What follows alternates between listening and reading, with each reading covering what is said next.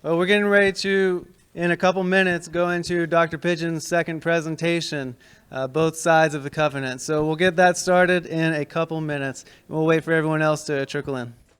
Good afternoon, it's Dr. Stephen Pidgeon. I'm coming to you from an undisclosed location somewhere in the heart of Great Britain, actually about the middle section of England. And sorry that I'm unable to be in Atlanta live for this conference, but some things came up, and sometimes you just have to obey what the Ruach HaKodesh calls you to do. And in this case, you called me to come here for such an important time as this. Not that I'm important, but the time is. And so I needed to come here and take care of some business, some very critical business, really business that is happening to us all over the world, and things that need to be addressed. And most importantly, that in the hour of darkness, that we are able to proclaim the name and to proclaim the name loudly into a discordant world. So today I'm going to talk about a presentation that I have prepared, and we don't have a lot of time, so I'm going to kind of jump right into it. And you know, with me, a lot of time is usually a couple of hours, right? But we're going to jump right into this presentation here. And the name of this presentation is Both Sides of the Covenant, the Giving and Receiving of the Covenant. And so let's take this from here and let's see what we come up with. So we're going to begin with my trying to figure out how to run this thing here. Let's take a look and see what we have for both sides of the covenant. And we're going to begin with a passage out of Deuteronomy, Devarim, chapter 32, verses 1 through 4. Give ear, O ye heavens, and I will speak, and hear, O earth, the words of my mouth. My doctrine shall drop as the rain, my speech shall distill as the dew, as the small rain upon the tender herb, and as the showers upon the grass. Because I will publish the name of Yahweh, ascribe ye greatness unto our Elohim. He is the rock, his work is perfect, for all his ways are judgment, an El of truth, and without iniquity, just and right is he. Amen. Hallelujah. So we're going to begin with this expose of the first side of the covenant. And let's see if there's some scriptural support for the idea that in fact this is a covenant. And Moshe called all Yasharel and said unto them, Hear, O Yasharel, at the commandments and at the judgments which I speak in your ears this day, that ye may learn them, guard them, and do them. Now this is the Shema, right? Shema Yisrael. Shema Yasharel, Yahweh Eloheinu Yahweh Echad. Hear, O Israel, but not just hear, learn, guard, and do. You see, this is the Shema right here. Yahweh Eloheinu cut a covenant with us in Horeb. Now you might read that as Horeb. Horeb is what you often see in the English edition. Of course, we know that the chet is pronounced so Horeb, and Horeb, we have here the bait pronounced as a V, like as in Tel Aviv, Horeb. Yahweh cut not at this covenant with our fathers, but at with us, even us who are all of us here alive today. Yahweh talked with you face to face in the mount out of the midst of the fire. Very important dialogue here, because when we look back and we see the covenants that were given him, there was, of course, a covenant given to Abraham. There was a covenant given to Noah. There was a covenant given to Adam and to Hua. But the covenant given to Noah, not to flood the earth again. The covenant given to Abraham, you will be a father of many nations. And I'm giving you the promised land, your ownership right of which is dependent upon your circumcision of the flesh. But this delivery of the promised land and the promise to make him a father of many nations, of course, came true to Abraham. What remained to be passed down was the right and title to the promised land, wherever that may be. But we do know that the covenant made with Abraham became an oath to Yitzchak, which became a law or chok to Yaakov, which became an everlasting covenant to the house of Yasharel. But this house of Yasharel would go into captivity as foreseen in Abraham's dream when the covenant was given, that they would become strangers in a strange land, and they would ultimately be cast into slavery, but would be delivered from the same. And when they were delivered to this, and Yahweh met with them face to face at the mount, not Sinai, but Horeb. met with them at Mount Horeb, as Exodus 19 says, and delivered his covenant to them face to face, right? He talked with them out of the fire. I am Yahweh Eloheka. And this is what he said to them, right? This is from Deuteronomy 5, verses 6 through 10. I am Yahweh Eloheka, which brought you out of the land of Mitzrayim from the house of bondage. Two witnesses to the concept that I am Yahweh Eloheka. Because he's saying, look, I am Yahweh Eloheka. I am Yahweh Eloheka. And then he gives you two witnesses to buttress this. I brought you out of the land of Mitzrayim. That's a fact. And I brought you from the house of bondage. These are two things that happened. They left the house of Mitzrayim, not as slaves who were sold to the house of Babylon, or slaves sold to Persia, or slaves sold to the Assyrian Empire. No, they were brought out as free people. They were brought out from the land of Mitzrayim. And when they were in bondage, they were removed from that bondage. These are two things that happened. He set them free from bondage, and he removed them from the land of Mitzrayim. That's two witnesses testifying to the idea that this is I am Yahweh Eloheka, that this is who it is.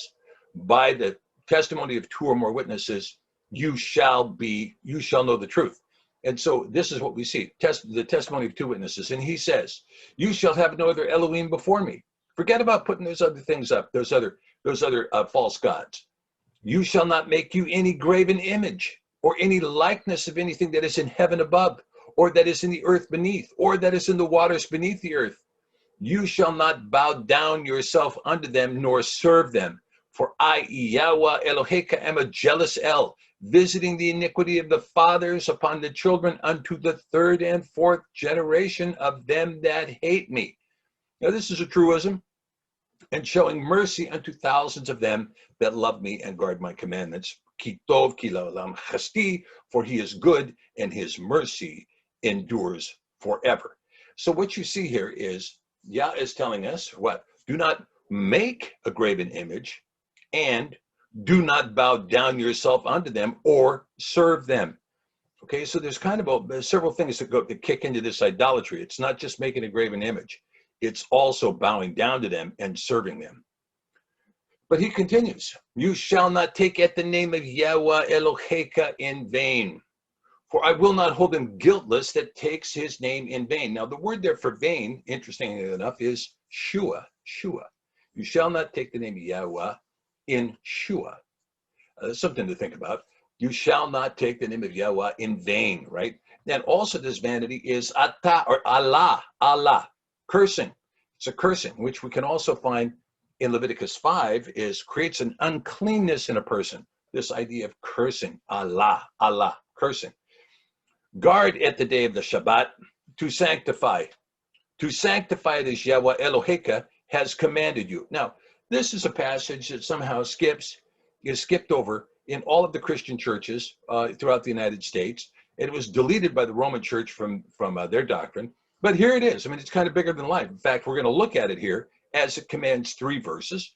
And it becomes an extremely important part of the dialogue in the Tanakh, becomes an extremely important functionality of the Torah, becomes a way of life for the people of Yahweh. Guard at the day of the Shabbat to sanctify it as Yahweh Eloheka has commanded you. 6 days shall you labor and do all your work. Now, this is something that is really, can put a chagrin on the face of Americans who only want to work in maybe 3 or 4 days. It says here, 6 days you shall labor. So when you start taking the Shabbat, or when better put, when Yahweh gives you the Shabbat in your life, when he gives you the Shabbat, well then 6 days you shall labor, but on the 7th day you shall not. So 6 days, that means come Sunday morning, get up and get with it. Stop sitting around there and and watching pro football. Get up and get to work. Besides that, who's going to watch pro football? Not me. 6 days you shall labor and do all your work.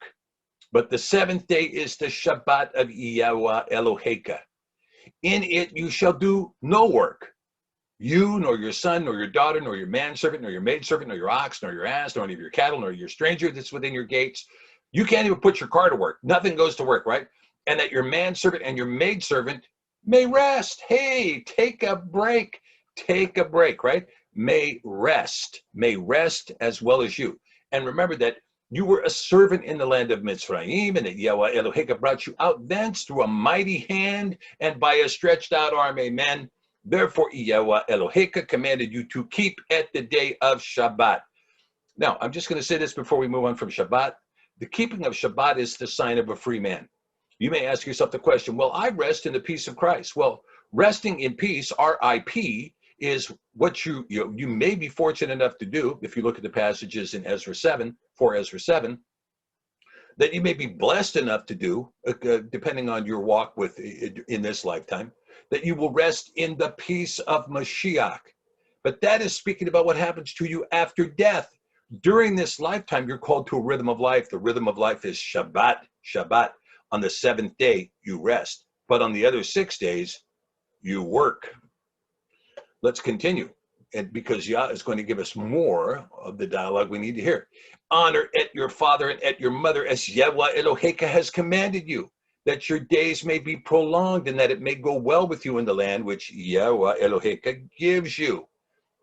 Okay, here it is. Now, this is something that people look and they say, well, honor your father and your mother. Yeah, okay, because Yahweh has commanded you to do that. Okay, why did he command us to do it? I don't know, but we have his judgments right here. You see, we have the command, honor at your father and at your mother.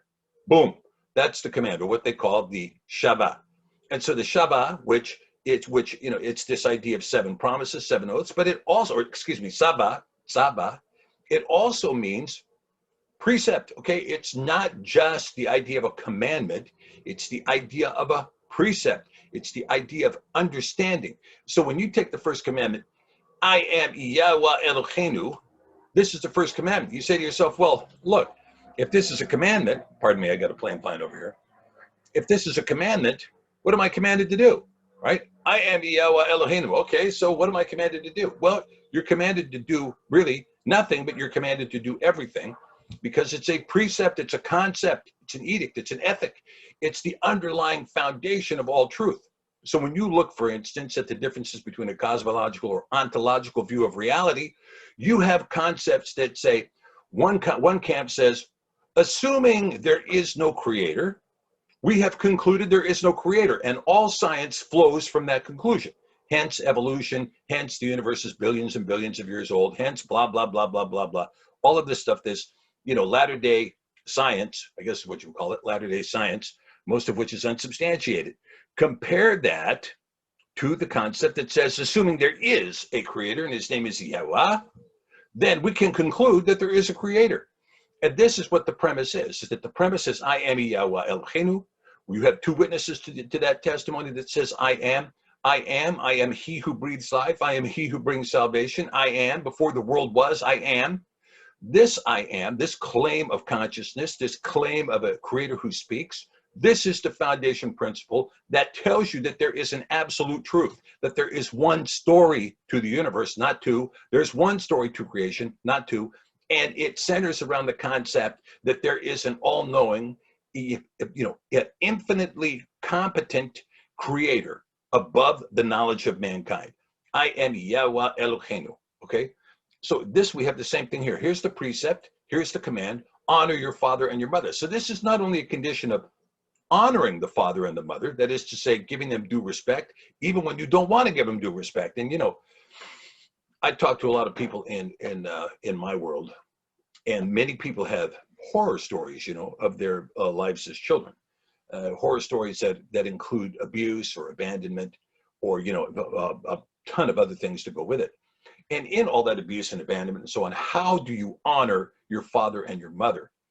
Well, it's not just the idea of honoring your father and mother in terms of what you do volitionally, but you're also going to honor your father and your mother because of the fact that you are in that bloodline, you are in that genetic line. That's what's there, that's what happened, and you have to give honor to that. Because when you give honor to your bloodline and you give honor to your parents, you give honor to your mother and you give honor to your father, you ultimately honor yourself. When you dishonor your mother and your father, you dishonor yourself. You're dishonoring your own lineage. You're dishonoring your own genetic qualities. And you are essentially surrendering to the sins of your parents. Because my parents sinned or my grandparents sinned, therefore, I'm stuck with the epigenetic discourse of being cursed for 4 generations. No. Honor your father and your mother, learn how to do it, and then this way these genetic improprieties fall away. In fact, what the judgment says here that follows the command, we have the command, honor your mother and your father. Now we're going to have the mishpat, or the mishsofat, like shofetim, mishshofat, mishpat. This mishpat, which is what? That your days may be prolonged, judgment number one, and that it may go well with you, judgment number two, in the land, that's judgment number three, which Yahweh Elohim gives you. So you have the concept, the precept, the tzavah, the command, and then you have what? You have the three judgments, the three mishpatim, that are going to tell you right here. Your days are going to be prolonged. It may go well with you, and it's going to go well with you, and they're going to be prolonged in the land which Yahweh Elohim gives you. Something to think about. Then he goes on to say, you shall not kill. Now, some people say, well, that means you shall not murder, right? Because, of course, we have the right to kill, we have the right to kill the fatted calf. We have the right to kill the chicken. We have the right to kill the turkey. We have the right to kill the fish. We have the right to kill the convicted murderer. We have the right to kill this, the right to kill that. Well, you shall not kill is the precept. That's the precept. And when you say, well, we can kill, well, this edict that says you can kill must be by the express permission in the written word of Yahweh. Otherwise, you will violate this statute. And and of course, this you shall not kill. This is expanded dramatically in the hands of Mashiach, who says what? To say racha to your neighbor. When you're driving down the freeway, you don't say racha, you use something else, but what you really mean is racha. Or when you decide that in your heart, I'm going to spend some time exposing this person. Why? Because I want them to be murdered in the sights of my friends. I want people to realize that that person is nobody you should associate with ever. Though everybody that I know needs to reject that person, because that person needs to be psychologically killed in their mind or emotionally killed in their mind. They need to be canceled. They need to be blocked. They need to be shut out. You have to kill them. This is, according to Mashiach, absolutely as grievous as putting a gun to their head and shooting them in the face. And people who say, people who are going to go around and bear false witness behind the back of somebody else, as is common in the Christian church, you think you're sharing somebody. Well, I've got to make sure that I expose somebody, and I have to make sure that I let everybody know that this person is a sinner. And I've got all the dirt, and I'm going to unload it on everybody about what kind of a sinner this person really is. Well, you got to get the plank out of your own eye right there, right? Get the plank out of your own eye. Okay. Now, the next one in the Hebrew, lo na'af, neither shall you break wedlock. Now, most English editions, they say, do not commit adultery. So in a lot of people's minds, they say, okay, well, I can do anything in my marriage except adultery, right? I can do abuse, I can do abandonment, I can do alcoholism, I can do this, I can do that, I can do the other thing. But as long as I'm not committing adultery, I'm okay in my marriage. Well, no, that's not the case. This lo na'af is giving you much more instruction than that. Lo na'af, do not break wedlock. Do not break the bond that is between you and the person you said to the whole world that you were going to love for the rest of your life. Don't break that bond. Try to protect it. Do everything you can to protect it. Stand by it, guard it, defend it, lift it up. Don't defame it, right? Protect it. It's yours. There are a lot of people who like to, say bad things about their spouse behind their back. When they go out to lunch with their friends and blah, blah, blah, blah, my spouse, yak, yak, yak, yak, yak, yak, yak. No. You're talking about you. You're talking about your flesh, right? You're united as one flesh. You're talking about you. Don't break the bond of wedlock. Protect it, guard it, keep it. This is what this precept is, right? Neither shall you break wedlock. And we think that it's a much more expansive concept than neither shall you commit adultery, whatever adultery is. Okay, neither shall you steal. All right, now this is again, a premise that is given right here from Horeb, saying, neither shall you steal. Don't take. And people say, well, I don't steal. I don't steal anything at work except for that one IT program. I don't steal anything other than those videos that I downloaded on the cuff. I don't steal anything other than people's intellectual property. I don't steal anything other than that corporate opportunity that I usurped. I don't steal anything other than that. But other than that, I don't steal anything, right? This thou shalt not steal, believe me, neither shall you steal is a loaded term. It's a big barrel in a shotgun, and you need to look down that barrel to see exactly where your integrity is, okay? Neither shall you bear false witness against your neighbor. Okay, what a big one this one is, right? Neither shall you bear false witness. Now, it doesn't say, neither shall you distort the truth in order to keep your life alive. It doesn't say that. it says you shall not bear false witness. You shall not testify against your neighbor, testifying facts that you do not know are true. If you don't know they're true, you don't reasonably believe they're true, then you need to keep your mouth shut. And even if you reasonably believe it, but you can't absolutely prove it, you still have to weigh what's going on. So for instance, if you have reason to believe, for instance, that the North Korean military is putting a sub off the coast of California, well, you can say that you reasonably believe that because you have a threat that is worthy of you confronting what you reasonably believe in the public eye. Compare that to bearing false witness when you know that the testimony you're about to give concerning another person is false. Or worse, you're just going to blab what you heard in a video about somebody without ever having done the research at all. Now that can be just flat out false witness, in which case this particular idea of committing perjury among your fellows, this is how egregious this is. Scripture tells us point blank that, by the testimony of 2 or more witnesses, the matter is established. But what if those 2 witnesses are lying, right? What if they're intentionally telling a lie? What if they're intentionally perjuring themselves? What if they're bearing false witness? Where does that leave? That doesn't just betray the particular moment. It betrays the totality of the ability of the society to know the truth, okay? So it's a big deal. And in this country, in our country, people don't care at all. They don't care at all about what they say. Look, the news media lies to us every day, right? Morning to night, it's just nonstop lies. Our politicians get up on the podium, and the first thing that comes out of their mouth is the biggest lie they can possibly conjure. They're bearing false witness, and that false witness has a consequence. It misleads, it deludes, it destroys the ability of a social order to understand the truth. Okay, neither shall you lust after your neighbor's woman, neither shall you lust after your neighbor's house, his field, his manservant, his maidservant, his ox, his ass, or anything else that belongs to your neighbor. Now, normally you read this in most scripture, and it talks about covet and covetousness. Well, when you say something like covetousness to somebody, they're like, covet, yeah, I'm not quite sure what that means. I'm not, so we use another alternative for that word, lust. Stop lusting after your neighbor's woman or lusting after your neighbor's house. Think about the pastors that come in, your house is this big, you could have a house this big. There's more to life than just a big house and a new car. There's a boat, there's a plane, there's all kinds of stuff. There's a second house, there's this, there's that, blah, blah, blah, blah.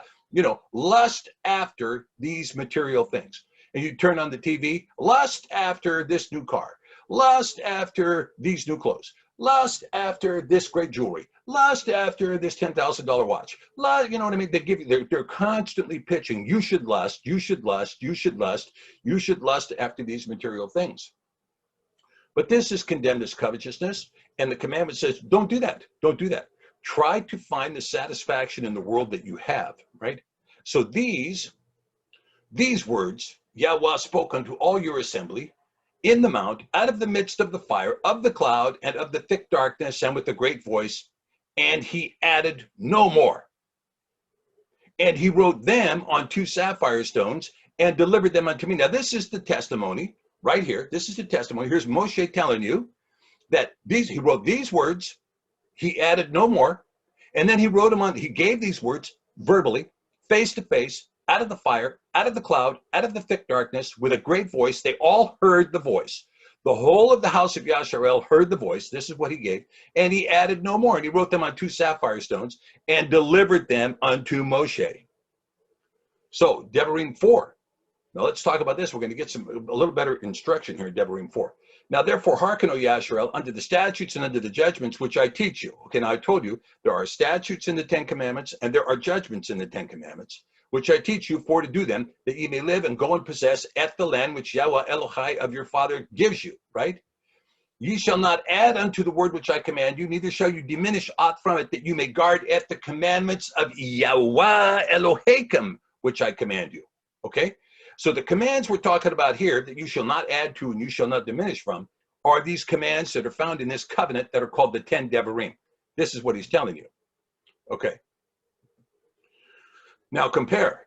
Verse 5 says, behold, I have taught you commandments and judgments, even as Yahweh Elohai commanded me, that you should also do in the land, whether you go to possess it. Guard therefore and do them, for this is your wisdom and your understanding. Now you see the commandments of Moshe are wisdom and understanding. but the commandments and the statutes and the judgments of Yahweh that he spoke and added nothing further, and that he wrote and added nothing further, these are not just wisdom and understanding. These are the covenant. These are a covenant expression, right? Guard therefore and do that. This is your wisdom and your understanding in the sight of the nations. You shall hear all these statutes and say, surely this is a great nation. It is wise and an understanding people, because the Torah of Moshe gives wisdom and understanding. Only take heed to yourself and guard your soul diligently, lest you forget the things which your eyes have seen, and lest they depart from your heart all the days of your life. But teach them to your sons and your sons' sons. Specifically, the day that you stood before Yahweh Eloheka in Horeb, when Yahweh said unto me, gather me at the people together, and I will make them hear my words, that they may learn to fear me all the days that they shall live upon the earth, and that they may teach their children. What words did Yahweh Eloheka give from the mount? He gave the covenant, which is the 10 Devarim. And what he's telling you here is, I'm going to make you hear my words. You heard him speak them, right? That they may learn to fear me, and that they shall teach their children the words that Yahweh spoke from Mount Horeb to, and then put on the sapphire stones. This is what you are to teach your children. Okay? This is what you are to teach your children. And you came near and stood under the mountain, and the mountain burned with fire in the midst of heaven, and darkness, and clouds, and thick darkness. And Yahweh spoke unto you out of the midst of the fire. You heard the voice of the words, but you saw no similitude, only you heard a voice. And he declared unto you his covenant, which he commanded you to perform, even 10 Devarim, and he wrote them upon 2 sapphire stones. Devarim, chapter 4, verses 9 through 10. Okay, now let's see how this covenant works out after we have this, more or less, the collapse of the house of Israel, which was unable to keep the covenant, right? Well, let's see what it says here in Jeremiah 31:31, great marker, and Ivrim, Hebrews 8:8. Very easy places, easy scriptural citations to remember. Jeremiah 31:31, Ivrim 8:8, Hebrews 8:8, same passage. Behold, the days come, say Yahweh, when I will cut a renewed covenant with the house of Yasharel and with the house of Yehudah. Not according to the covenant that I cut with their fathers in the day when I took them by the hand to lead them out of the land of Mitzrayim, because they continued not in my covenant. Boom. You see? Why is he renewing the covenant? Because when he gave it to them after he brought them out of the land of Mitzrayim, they didn't continue in it. And I regarded them not, says Yahweh, for this is the covenant that I will cut with the house of Yasharel after those days, says Yahweh. I will put my Torah into their mind and write it in their hearts, and I will be their Elohim, and they shall be to me a people. And they shall know not, teach every man his neighbor and every man his brother, saying, Know et Yahweh, for all shall know me, from the least to the greatest, for I will be merciful to their unrighteousness, and their sins and their Torahless deeds I will remember no more. So when we talk about this renewed covenant, this term that we find in the Hebrew there, renewed covenant, is Brit Hadesha. Brit Hadesha. Brit, covenant, Hadesha, renewed. Okay, so let's look and see if that's right. Brit. This is in Strong's Hebrew Dictionary, right? And it says what? It's from the word bara, which means to select or to create, in the sense like cutting, a compact, because it's passing between pieces of flesh, right? So the covenant that was made with Abraham was Yahweh cutting the flesh and passing between the pieces of the flesh. This was bara, to pass between the pieces of the flesh. He cut the covenant. He cut a covenant, bara, right? It also comes from bara, a primitive root, to create, to cut down, to select, to feed, to choose, to create. Like Barashith bara Elohim, right? Genesis 1:1. Barashith bara Elohim et Hashemayim ve'et haaretz. You have this idea of create, bara, create. And so this is the same root, believe it or not, that goes to the word barach, right? Barach, baruch, right? The whole idea of blessing, bless this, barach, bless you, baruch. But the idea is barach, barach. So it becomes a possessive of the creator, right? That may the creator be with you, baruch, barach. See, may the creator be with you. May the creation be with you, right? Okay, so we see that this is the root of this term Brit. Now, Chadash. Okay, this is Strong's H2318, a primitive root to be new, causatively to rebuild, renew, repair. Create in me a clean heart, O Elohim, and renew a right ruach within me, Tehillim 51:10. Who satisfies your mouth with good things so that your youth is renewed like the eagles, Tehillim 103:5. You send forth your ruach, they are created, and you renew the face of the earth, Tehillim 104:30. And now, so we come to this renewed covenant here that Yahweh is going to do, but we find that this covenant is going to be expressed because in the Besara Matithyahu, or the Gospel of Matthew, we find this, and he took the cup and he gave thanks and he said unto them, saying, drink ye all of it, for this is my blood of the renewed covenant, which is shed for the many for the remission of sins. Matthew 26, verses 27 through 28. And I here I put the Hebrew below, right? Ki zehua dami, dam habrit hadasha. You see, ki for ze, the hua dami, my blood, right? Because this is my blood. Dam habrit, the blood of the Brit Hadesha, the renewed covenant. Ke zihua dami, dam habrit hadasha, right? For this is my blood, the blood of the renewed covenant. Hallelujah. Go ye therefore and teach all nations, baptizing them in the name of the Father and the Son and the Ruach HaKodesh, teaching them to guard at all the things whatsoever I have commanded you. And lo, I am with you always, even unto the end of the world. Amen. Okay, so what did Yahusha command, right? Well, let's take a look.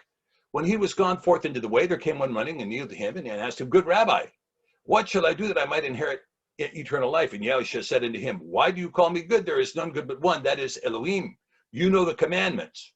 Do not break wedlock, do not kill, do not steal, do not bear false witness, defraud not. Defraud not, right? That has to do with covetousness, right? Defraud not, covetousness, lust. Honor your father and honor your mother. And he answered and said unto him, Rabbi, all of these things I have observed from my youth. Then Yahusha, beholding him, loved him and said unto him, one thing you lack. Go your ways, sell whatsoever you have, and give it to the poor, and you shall have treasure in heaven. Come, take up your cross and follow me. Okay, so what we see here is that we're talking about this covenant, a covenant that began with this giving of the covenant at Mount Horeb. It was given face to face. It was given with Yahweh speaking out of the fire, out of the cloud, out of the darkness. And he spoke in a voice that could be heard, and heard by the whole of the house of Yasharel. A covenant that was expressed to the house of Yasharel. Why to the house of Yasharel? Because they were the covenant people, because they represented the culmination of the 22 generations that preceded Yaakov. So from Adam to Yaakov is 22 generations, represented in the 22 letters of the Hebrew alphabet. 22 generations represented in the 22 letters of the Hebrew alphabet, which is expressed as Aleph Tav, Et, from the Aleph to the Tav, from the beginning to the end, the first and the last, the Aleph and the Tav, and all words in between, and all letters in between. They become a very big deal. They're set forth in Psalm 119, Psalm 145, Psalm 34. You see, and the whole book of Ecclesiastes, you see this idea that the Hebrew alphabet becomes very instrumental in terms of the completion plan of Yah's generations. So the patriarchs generated, their generation was of 22 generations. And in the 23rd generation, the 12 tribes of Israel, if you count 12, maybe 13, maybe 14, depending on how you count, these tribes of Israel then would become the heirs of the covenant. This was the covenant that was given by Yahweh himself, and he added nothing further. And then he told Moshe, here, I'm going to write these on sapphire stones for you. And by the way, sapphire just means in the Hebrew, it means an etched stone. An etched stone featuring a numbered writing. An etched stone featuring a numbered writing. Because believe it or not, sapphire comes from the root sephir, which comes from this word sapphire to count, sephir, numbered writing, sapphire, a numbered writing, scratching, and numbered engraving on stone, right? Sapphire, a numbered engraving on stone. So what you see is he told him, and he gives him these two sapphires, and he says, okay, here, this is my covenant, the 10 Devarim, I've given them to you. Put them inside the Ark of the Covenant. Now your stuff, that brings wisdom and understanding, put that on the outside of the Ark of the Covenant. But you put my stones on the inside of the covenant, because this is my covenant with the house of Yasharel. Now, this is a binding covenant forever. This covenant has been perfected in the blood of Yahusha HaMashiach, because the covenant becomes between Yahweh the Father and Yahusha the Son. And he renews it in his blood as a propitiation for all of us, that this Torah may be poured into our hearts, minds, and souls, and that there would be no enmity between us and the Father. The veil would be ripped, the curtain would come down, and we would have complete access to the throne to be able to lift our pleas and our petitions to the one who created us, the one who loves us, who is good, and whose mercy endures forever. So with that, my friends, I want to thank you for hearing me out on this presentation. And stay tuned. If you do have any questions about anything, you can contact me at stephen@seffer.net. I'll be happy to answer your emails. I'd like to remind you, if you come to seffer.net, you'll find a ton of resources. We have my blogs up there. There's about 360 of those. Some of them are quite long, but anyway, they're there. And we have articles there as well. We have a whole series of free downloads. You can check out the preface for the Sefer. You can get a free calendar download, and you can get the preface to the Yom Kodesh and some other things. There's a ton of videos on our YouTube site, which is Sefer Publishing Group. You can go there and check out some of our videos. We have some embedded also in the blogs that you can check. And in addition to that, coming soon, we're going to be launching Sefer Radio.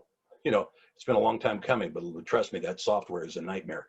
But we're going to be launching Sefer Radio. Sefer Academy is also coming. So stay tuned for that. That's going to be a very exciting program. We're hoping to launch by the first of the year. And it's going to be very exciting. And it's going to be a program that's going to be available to people of all ages. So great teaching tool, particularly for moms who have kids that are in school and you can't stand the public school system or you don't trust it anymore. You'll have a resource to come to for some teaching that will give a worldview that is something other than, the hand of Satan at work in your child.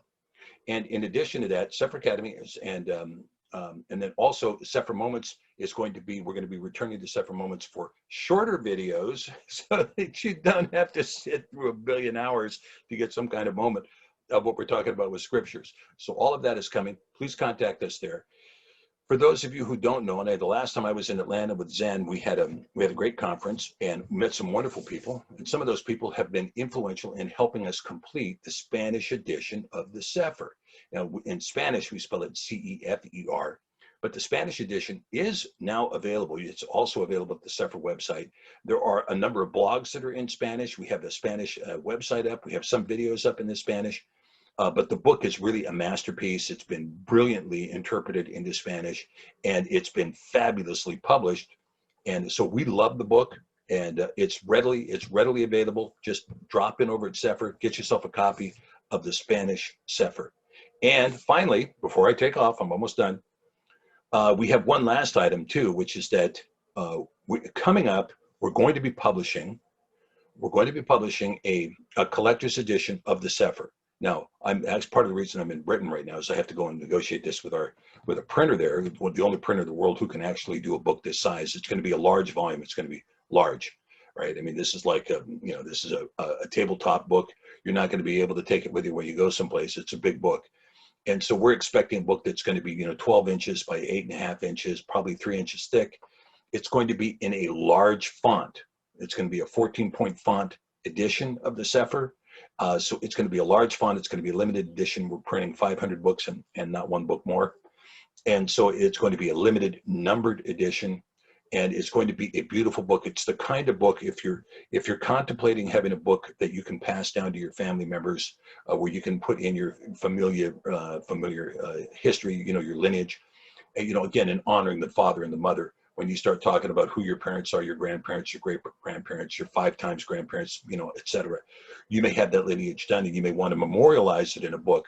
And, keep this in mind. Right now, we live in a world that is all digital. I'm comparing to you guys, over a Zoom meeting.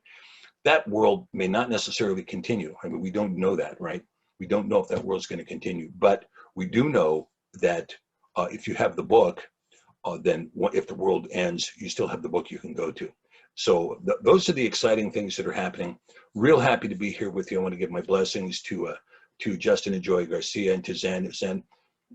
Blessings to you, Brother Baruch Atah, and also to the other speakers here at the program. And may all of you who are watching this video be blessed in the name of Yahushua HaMashiach.